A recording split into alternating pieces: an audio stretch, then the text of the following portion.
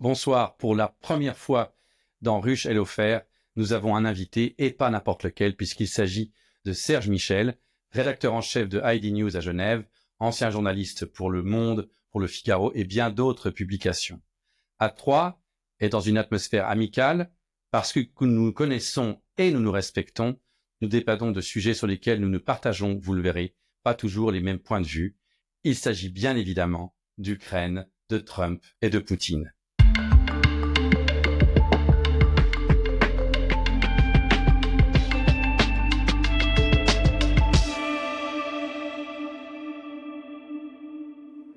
Bonjour Jean-Daniel à côté de moi, Serge Michel de ID News à Genève. Juste avant de commencer, je veux dire qu'on s'est connus tous les trois il y a 25 ans à Belgrade en diverses qualités. Serge était envoyé par Le Figaro. Jean-Daniel était premier secrétaire d'ambassade de Suisse avant de devenir quelques années plus tard l'ambassadeur. Et puis moi, j'étais employé au Musée national, enfin au ministère de la Culture du premier gouvernement démocratique de Serbie de Zoran Djindjic. On se rencontre aujourd'hui parce que on voudrait discuter avec Serge, avec lequel j'ai collaboré récemment sur une publication concernant l'Ukraine et l'histoire de l'Ukraine, beaucoup plus que la guerre de l'Ukraine, et puis parler un petit peu de ce qui se passe ces temps-ci, qui, on a presque envie de dire, se passe de commentaires tellement il y a de choses qui se passent tous les jours, tout le temps, ce qui est d'ailleurs dans la stratégie manifestement de Donald Trump de nous donner trop de choses à recevoir, à comprendre et de nous étourdir un tout petit peu.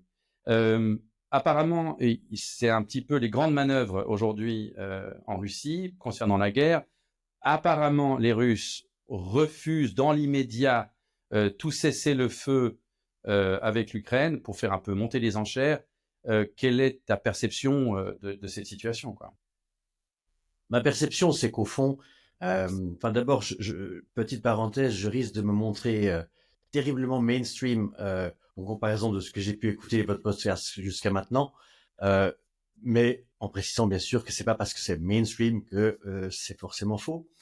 Non, j'aimerais dire qu'au fond, pour moi, la Russie n'a aucun intérêt à arrêter la guerre.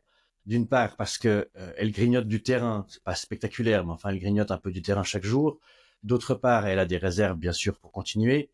Et ensuite, elle a tourné toute son économie vers la guerre. Elle a elle a réouvert des usines qui étaient fermées depuis des années pour fabriquer du matériel de guerre. Elle paye très bien sa population, celle qui est employée dans les usines, les familles qui partent dont quelqu'un part au front. Elle compense très fortement les familles qui perdent quelqu'un au front. Donc en fait, il y a toute une économie qui s'est mise en place en Russie qui fait que pour moi, la Russie bénéficie de la guerre, mais ne bénéficiera pas de la paix. C'est tout le contraire de l'Ukraine. En fait, si la paix devait s'établir, ou même un cessez-le-feu durable ou une solution stable, la Russie aurait, à mon avis, beaucoup de différents problèmes. D'abord, l'inflation qui serait terrible. Ensuite, le retour des soldats du front, ils sont à peu près 800 000 et beaucoup sont dans un état proche du psychopathe. Voilà, ça créera des problèmes sociaux dans les familles et dans leurs villes et villages respectifs. Et puis surtout, reconvertir une économie vers la production civile, c'est plus compliqué que de prendre une usine de fer à repasser et d'en faire des obus. Donc, je pense que la Russie a beaucoup à perdre dans la paix, alors qu'évidemment, pour l'Ukraine, c'est le contraire. Elle a plus à perdre dans la guerre puisqu'elle n'a pas les moyens forcément de contenir complètement les avancées russes, même si elle se défend quand même pas mal du tout. Et puis, l'Ukraine qui a été mal soutenue par l'Europe, notamment pendant la guerre, pas assez de chars, pas assez d'armes, trop d'atermoiements, trop de dévoilements à l'avance de tout ce qui allait se passer, tout ce qui allait être fourni, qui permettait aux Russes de se préparer en attendant. Les avions, les chars, tout ça, ça a pris un temps considérable et au point qu'on se demande pourquoi on dit que l'Europe a joué les bat-en-guerre alors qu'elle a sans cesse ralenti le processus de transfert de moyens de guerre. Mais l'Ukraine, elle, pourrait être bien mieux aidée dans la paix par l'Europe qu'elle ne l'a été dans la guerre. C'est-à-dire que, au fond, l'Europe est une force de reconstruction possible. C'est une force voilà, il y a tellement à faire dans ce pays, même s'il est un peu plus petit qu'avant. Ça reste un immense pays avec beaucoup de ressources. On le voit avec tout l'appétit de Trump sur les terres rares et les minerais. Il y a il y a une infrastructure qui existe encore à réparer. Il y a des compétences civiles qui sont exceptionnelles. C'est-à-dire les Ukrainiens ont fait preuve de beaucoup d'inventivité dans cette guerre, avec notamment les innovations des drones et tout ça, parce qu'ils ont une population qui est formée, efficace et prête. Voilà. Il y a évidemment des problèmes de corruption et tout ce qu'on veut, mais néanmoins, je suis convaincu que l'Ukraine peut bénéficier grandement de la paix, alors que cette paix, à mon avis, nuirait à la Russie. Donc, pas d'intérêt côté russe de cesser la guerre, sauf si, bien sûr, il y a une sorte de grand bargain avec les États-Unis et qu'il y a des investissements américains qui vont, je sais pas quoi, enfin bref. Mais en l'état, je vois pas l'intérêt pour la Russie d'arrêter la guerre. Et c'est tout le piège qu'a tendu Trump, au fond, à Poutine. C'est-à-dire que il y a eu toute cette comédie à la Maison-Blanche, Zelensky expulsé, tout ce qu'on veut. Mais finalement, c'est un peu une sorte de piège qui se referme sur Poutine parce qu'il va apparaître comme le mec qui veut continuer à se battre, alors que Européens, Ukrainiens, Américains, Saoudiens, tout le monde penche pour le fait qu'il faut s'arrêter maintenant, qu'il faut arrêter ce massacre insensé et cette entreprise hautement criminelle de la guerre en Ukraine. Est-ce que l'Ukraine... Alors, l'Ukraine, moi, je pense que l'Ukraine, effectivement, a tout intérêt à cesser la guerre aujourd'hui, mais c'est pas l'impression que donne Zelensky, et c'est pas l'impression aussi que donnent les Européens. Quand on entend Starmer, l'anglais, qui parle de mettre des soldats sur place, d'augmenter les dépenses militaires pour l'aide à l'Ukraine, j'ai pas l'impression que, du point de vue européen et du point de vue de Zelensky, il y ait un désir marqué, en tout cas affiché. Après, les intentions réelles, je peux pas en juger, mais on a l'impression qu'on affiche des intentions plutôt guerrières que pacifistes.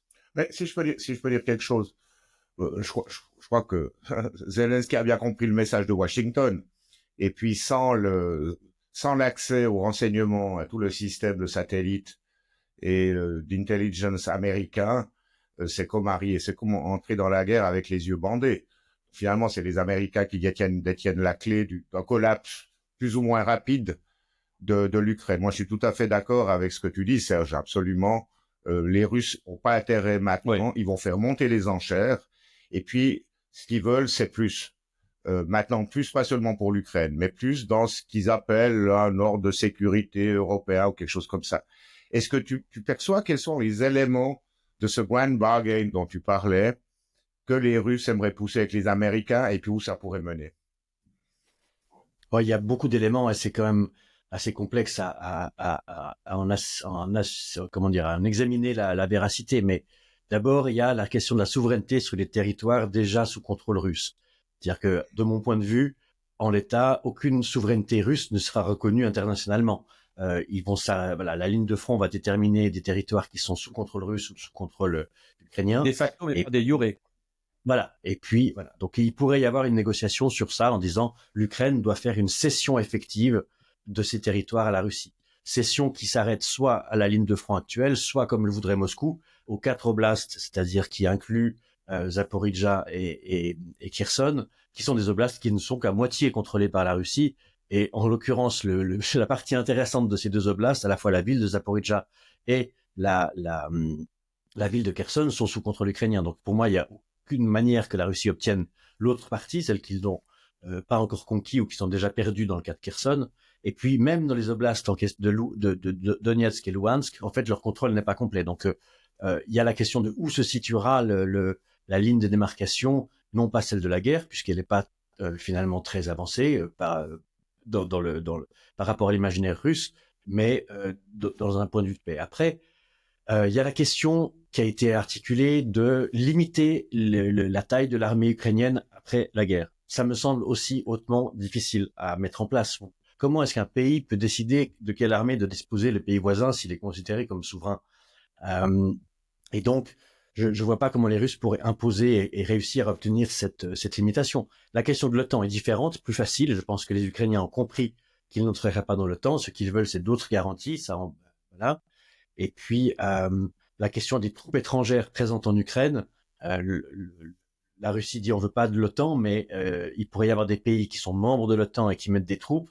La Russie s'est pas complètement prononcée là-dessus. Trump a dit que, à son avis, Poutine était d'accord d'avoir des armées comme la France, la Grande-Bretagne, la Suède, etc., qui sont membres de l'OTAN, qui seraient là-bas à titre individuel et non pas représentant de l'Alliance. Ouais. Donc tout ça, c'est des points à négocier. Et puis après, il y a des points secondaires, humanitaires, très importants pour certains, du point de vue humanitaire. Mais je sais pas, le retour des enfants qui ont été kidnappés par les Russes dans les territoires occupés, ou voilà, des échanges de prisonniers, des choses comme ça. Mais pour moi, les Russes, c'est plus qu'une question territoriale et de ligne de démarcation. Plus que ça, c'est plutôt un retour dans le concert des nations, lever les sanctions évidemment. C'est ça qui leur importe, c'est d'être reconnu, voilà, comme une sorte de puissance avec laquelle, d'abord une puissance qu'on respecte, et d'être reconnu dans l'arène internationale et d'avoir le prestige d'avoir mené une guerre qu'ils ont estimée juste, mais qui en fait était totalement criminelle, et de s'en sortir sans poursuite, En grand dommage. sans grand dommage. Je pense que au-delà des questions purement ukrainiennes, hein, qui étaient déjà sur la table dans les négociations d'Istanbul, finalement, c'est les mêmes questions qui reviennent. Mais au-delà de ça, je pense qu'aujourd'hui, ce que les Russes veulent, c'est une levée des sanctions, au moins partielle, de la part des Américains. D'ailleurs, les Américains appliquent les sanctions de manière beaucoup plus souple que nous, la Suisse en tout cas, et peut-être que les Européens, y compris d'ailleurs dans le domaine financier et bancaire. Et là, on peut s'attendre encore à un allègement. Et puis après, il y a la question de ce que les Russes appellent l'ordre de sécurité européen ou l'architecture européenne de sécurité. Et là, je ne sais pas exactement ce qu'ils veulent. Peut-être qu'ils voudront reprendre des négociations sur le désarmement. Peut-être qu'ils voudront reprendre avec les Américains des accords sur le désarmement ou le contrôle des armements nucléaires, parce que tous les accords qui avaient été négociés depuis les années 70 sont soit inopérants, soit ont été dénoncés depuis. Et là, il y a quelque chose qui peut être intéressant aussi du point de vue de la future, disons, du futur ordre mondial, avec un espèce de triumvirat Amérique, Russie, Chine, en sachant pas encore vraiment si les Américains veulent jouer la Russie contre la Chine, ou s'ils préfèrent, s'ils ont une espèce de vision d'un directoire, d'un triumvirat mondial, avec des puissances régionales comme la Turquie, l'Arabie Saoudite, qui seraient plus actives dans certains secteurs où ils ont une zone d'influence. Moi, personnellement, je vois pas comment les Russes pourraient susciter ou être à l'origine de la création d'un nouvel ordre de sécurité européen, du moment qu'ils ont même pas réussi à conquérir l'Ukraine, du moment que les États-Unis vont se désintéresser de la question, puisque eux, c'est l'Asie qui les intéresse, et puis c'est l'Amérique d'abord, enfin, l'America First. Et donc, je pense que ça, c'est une sorte de phrase prononcée, de phrase magique, comme ça qu'ils prononcent, mais qui ne va pas se concrétiser. En revanche, il y a la question des réparations de guerre. Il a toujours été question dans le discours ukrainien que la Russie soit condamnée à payer des réparations pour tous les dégâts qu'elle a causés. Et je crains pour l'Ukraine qu'elle doive s'asseoir dessus. Mais voilà. Ouais. Et là, ça pose maintenant toute la question du rôle des Européens là-dedans. Ouais, ça peut À part financer ce que les Russes devraient financer, hein, ouais, c'est-à-dire la reconstruction, quel sera le rôle des Européens? Comment vont-ils se positionner?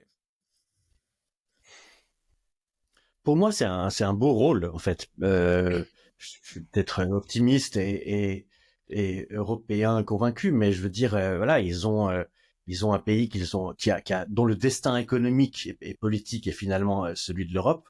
Pas d'OTAN peut-être, mais l'Union européenne, ça n'a jamais été exclu par les Russes, même dans les discussions d'Istanbul.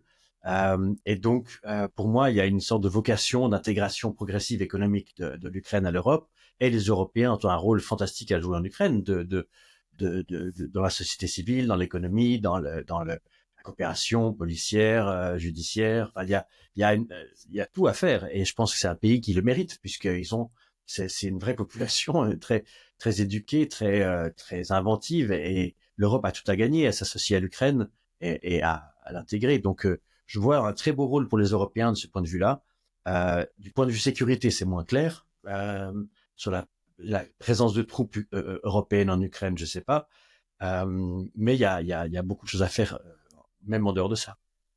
Moi, j'entends beaucoup je lis des articles, j'entends des députés, j'entends des politiciens en Europe, essentiellement en Europe, pas aux États-Unis, en Europe de l'Ouest, qui évoquent encore aujourd'hui le danger potentiel que représente la Russie en termes militaires pour d'autres pays, la Moldavie, les républiques baltes, voire même, on connaît quelqu'un qui est intégré aux forces de l'OTAN, qui est de l'armée suisse, et qui a fréquenté des officiers de l'armée suédoise, qui racontait que les officiers suédois font des exercices, sont amenés par leurs supérieurs à faire des exercices d'attaque russe. De mon point de vue, on est un peu dans le domaine du délire collectif. Je vois pas du tout que la Russie a... j'ai pas envie de parler des intentions parce que je suis pas dans la tête de Poutine, mais les capacités, elle les a pas. La Russie de venir croquer la Suède ou des pays de Baltes ou quoi que ce soit. On parle pas de chars russes qui remonteraient les Champs-Élysées, mais en revanche, la coupure des câbles dans la mer Baltique, c'est de la réalité. Ça s'est produit et ça peut se produire encore. Le brouillage des ondes d'avion dans les pays baltes, ça se passe déjà et ça peut se passer encore. Pour moi, la guerre, elle existe déjà. C'est une guerre hybride.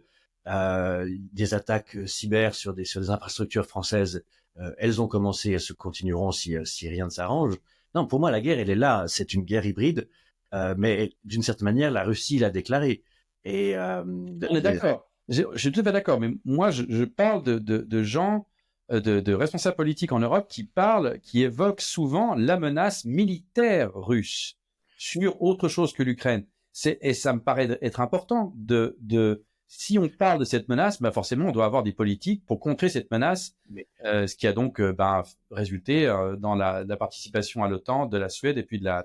Oui, et puis d'où les 800 milliards annoncés pour Van der Leyen pour réarmer l'Europe. Personnellement, je trouve que c'est une bonne chose. C'est une excellente chose. Parce que sur le long terme, surtout si les Américains quittent l'Europe, finalement, la stabilité dans un monde qui est plus régi par le droit international, à supposer qu'il l'ait été un jour, mais qui est régi par les rapports de force, et ben l'équilibre militaire est un facteur de stabilité. Donc évidemment, quelque part, c'est triste d'investir tout cet argent dans des armes, mais pour l'équilibre et puis pour le futur, je pense que malheureusement, on doit passer par là. Ça concerne la Suisse aussi. Il y a pas que ça d'ailleurs. L'industrie militaire, enfin, c'est un peu enfoncer une porte ouverte, mais c'est en développement l'industrie militaire qu'on a développé les freins ABS, Internet, enfin. Développer l'industrie militaire, développe l'industrie tout court. Et puis, comme on est quand même en Europe, d'une manière générale, en besoin extrêmement criant de réindustrialisation, bah, si ça passe par ça, bah, c'est tant mieux, c'est tant pis, mais c'est un bon résultat. Oui, mais je suis d'accord, mais si vous voulez, on peut pas exclure que imaginons qu'en 2025, les choses s'arrangent en Ukraine, qu'il y a un accord qui est trouvé, etc. On peut pas exclure que, je sais pas, en 2030, les Russes, tout d'un coup, commencent à dire qu'il y a un génocide en cours contre leur minorité russophone en Lituanie et qu'ils estiment qu'il faille intervenir. Donc là, on est dans un cas où il y aurait effectivement quelque chose qui serait plus de l'ordre physique que de la cyberattaque. On peut pas exclure non plus qu'il y ait des luttes pour les ressources du côté du pôle Nord. On voit les nouveaux passages que permettent la fonte des glaces. On voit le Groenland qui devient un enjeu majeur. Que les États-Unis mettent la main dessus ou pas, ça va néanmoins rapprocher les États-Unis de territoires que les Russes considèrent comme étant les leurs. On peut pas exclure qu'il y a, je sais pas, des tensions pour la Norvège, au nord de la Norvège, au nord de la Suède, dans ces territoires-là. Et donc, je comprends cette volonté de se réarmer. Et surtout, ce conflit a quand même montré l'incroyable impréparation européenne. Voilà, couvert par le parapluie. Enfin, c'est très banal ce que je suis en train de raconter, mais couvert par le parapluie américain. Tout le monde enfin, personne ne se posait la question de savoir s'il fallait vraiment entretenir des usines d'armement, des soldats, des armées de conscription, etc. Donc, pour moi, effectivement, c'est un passage nécessaire, obligatoire pour l'Europe d'arriver à remonter son niveau. Que l'alliance avec les États-Unis tienne ou pas. On part du principe qu'elle tiendra pas, mais peut-être que c'est pas définitif. On voit bien que Trump, il annonce des choses et après il les fait pas complètement ou pas concrètement. Mais disons que ça me semble indispensable, en effet, y compris pour la Suisse. Oui, alors je crois qu'on est tous d'accord là-dessus. Moi, je serais peut-être un peu plus bienveillant vis-à-vis de Macron.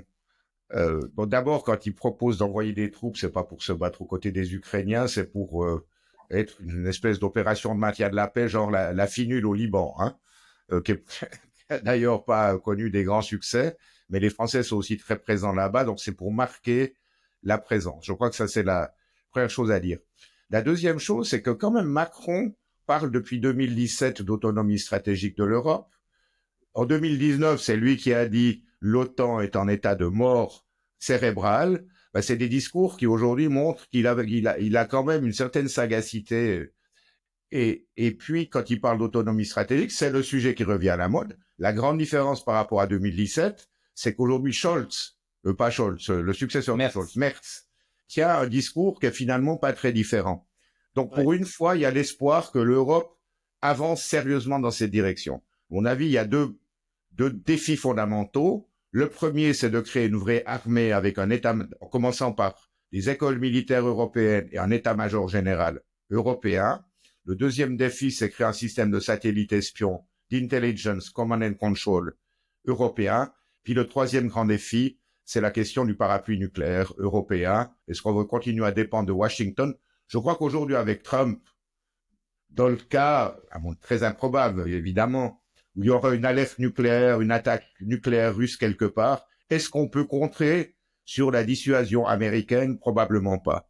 Et alors, qu'est-ce qui reste? Il reste les armes nucléaires françaises, mais je ne crois pas que quelqu'un fasse confiance aux Français pour protéger Danzig. Rappelons-nous que selon Dansk ou Tallinn. Rappelons-nous que selon l'Eurovision, Israël fait partie de l'Europe. Or, Israël a l'arme nucléaire. C'est vrai. Ça veut dire quoi? Mais la position israélienne là-dessus, c'est tout un autre sujet qui mériterait une deuxième heure de podcast. Mais disons, je suis très content, Jean-Daniel, que tu soulignes la sagacité possible d'Emmanuel Macron.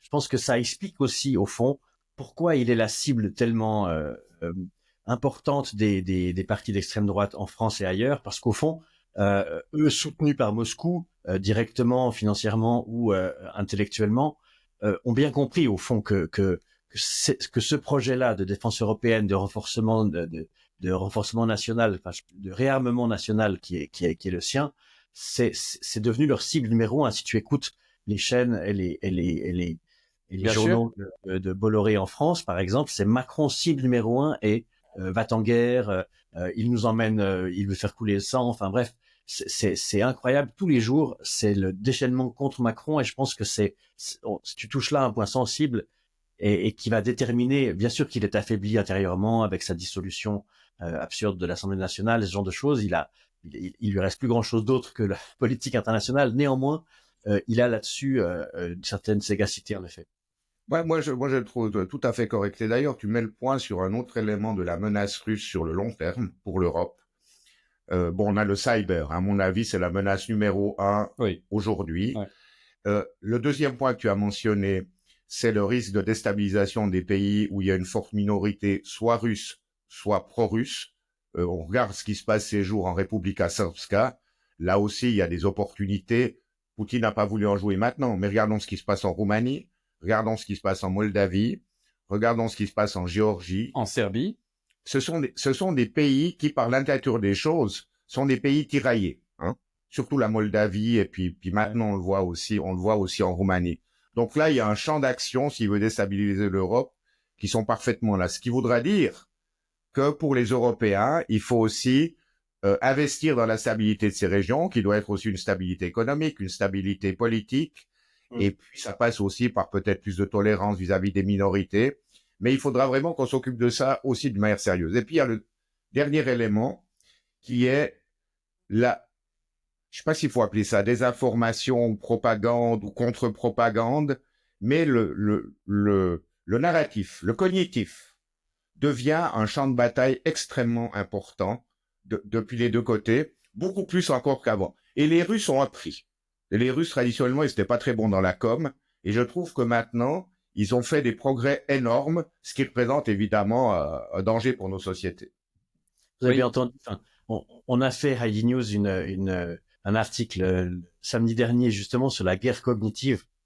Alors on parlait plutôt des États-Unis parce que c'est vrai que dans cette guerre cognitive, on parle du contrôle des émotions, on parle du fait d'utiliser les réseaux sociaux et les objets connectés qu'on peut avoir sur la peau, notamment les montres connectées, les lunettes intelligentes et ce genre de choses, pour comprendre dans quel état moral on se trouve et balancer des informations via les réseaux sociaux, les alertes internet, etc., qui influencent des décisions et qui nous font prendre les mauvaises décisions. Ça, c'est la guerre cognitive telle que elle se définit petit à petit et qui est plutôt vue maintenant du côté américain grâce au contrôle des plateformes comme Google, Facebook, Meta, etc. Mais les Russes ont très bien compris ça et vous avez peut-être entendu aussi qu'il y a une étude qui montre qu'au fond, ils ont créé des pseudo-sites internet qui n'ont quasiment aucun trafic, mais qui servent à nourrir les intelligences artificielles, et que maintenant, si vous demandez à n'importe quelle IA pourquoi est-ce que c'est l'Ukraine qui a déclenché la guerre, etc., vous aurez une réponse tout à fait cohérente, même si elle est totalement fausse. Donc, ils ont créé, je crois, 70 000 sites qui sont dérivés d'un site qui s'appelle Pravda. Ça n'invente pas. Ça va pas. Mais non, ils ont investi ce domaine de façon très intelligente de leur côté, mais qui c'est très inquiétante. Et je pense que il y a la déstabilisation, elle est complète, c'est-à-dire que ça passe aussi par des élections en Europe. Je pense que le soutien russe à l'AfD n'est pas anodin. Les liens qu'on a découverts entre différents candidats de l'AfD en Allemagne avec la Russie, voilà, les députés européens de l'AfD qui étaient en lien avec des intérêts russes au Parlement à Strasbourg, et c'est quand même assez parlant. Donc Mais là, de ce point il de y a une vue-là, vraie volonté de semer les zizanies dans des sociétés démocratiques, de saper la sécurité de l'information, et donc ça, c'est aussi une guerre au fond. oui, et en parlant de l'AfD, j'aimerais bien qu'on parle un tout petit peu de ça parce que ça me paraît être tout à fait important. Voilà un parti d'extrême droite dans un pays qui, évidemment, depuis 80 ans, a fait des efforts considérables pour ne pas voir ce démon renaître. Et puis, il renaît à la faveur du soutien que lui offrent à la fois Moscou et Washington. Et ça, je dois dire que, alors là, c'est pas une question de biais cognitif de ma part, c'est une question de décognition. Je ne comprends pas. Je ne comprends pas comment il est possible qu'un type comme Musk, qui est évidemment envoyé par Trump, peut aller à Berlin, encourager à fond un parti, l'AfD, qui parle de la relation germano-américaine comme d'un truc de maître à esclave. Donc, là, il y a des choses qui se passent, qui sont en train de se passer sous nos yeux, où j'avoue vraiment ne pas comprendre, être face à des choses tout à fait Ce que tu es inconnues. en train de dire, ce que c'est formidable, c'est qu'à la fois Moscou et Washington soutiennent l'AfD. Bah oui. Oui, c'est ça, mais parce que moi, je propose pas j'ai pas une réponse complète à cette question qui m'interroge aussi beaucoup, mais je pense qu'au fond, des deux côtés, il y a une volonté de destruction de démocratie. Je pense que Trump, d'une certaine manière, a intégré cette notion de destruction démocratique. Déjà, la prise du Capitole à la suite de son échec électoral en 2020, c'était ça. Et puis, on n'a pas affaire à quelqu'un de démocrate. Je parle même pas du parti démocrate ou républicain. Je parle juste il n'a pas une foi forte en la démocratie. Il a un modèle d'homme fort et de soi-disant éclairé.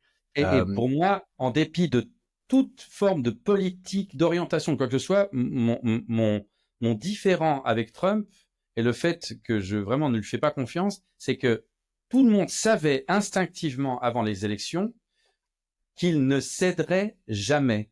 En cas de défaite, il n'accepterait jamais cette défaite. Et bien ça, évidemment, ça indique quelqu'un qui n'a pas, je sais pas comment on peut dire ça, un tempérament ou une foi dans la démocratie, dans ce qu'elle a de plus essentiel, quoi.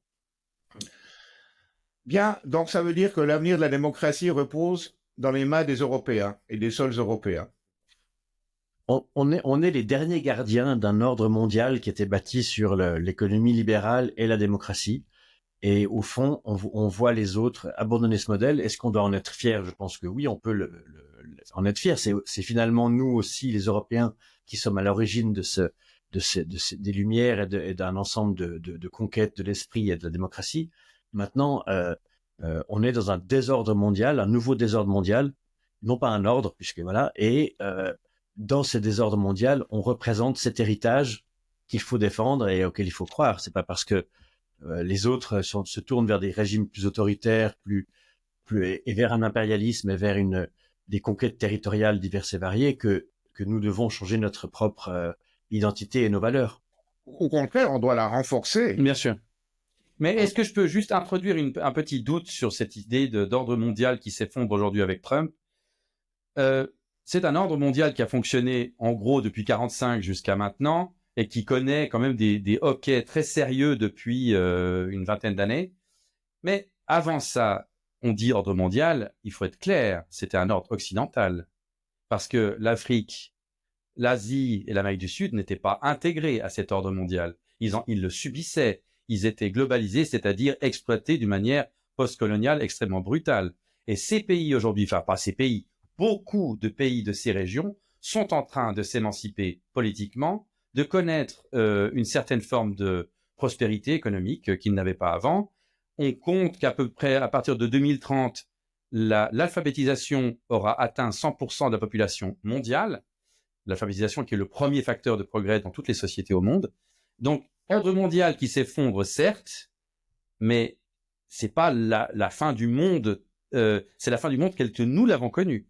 Mais ça ne veut pas nécessairement dire que c'est une catastrophe, parce que les sociétés qui arrivent d'Afrique, d'Asie du Sud-Est et d'Amérique latine, qui sont alphabétisées et qui ont un niveau de prospérité relatif, c'est pas des gens qui, en gros, désirent la dictature militaire.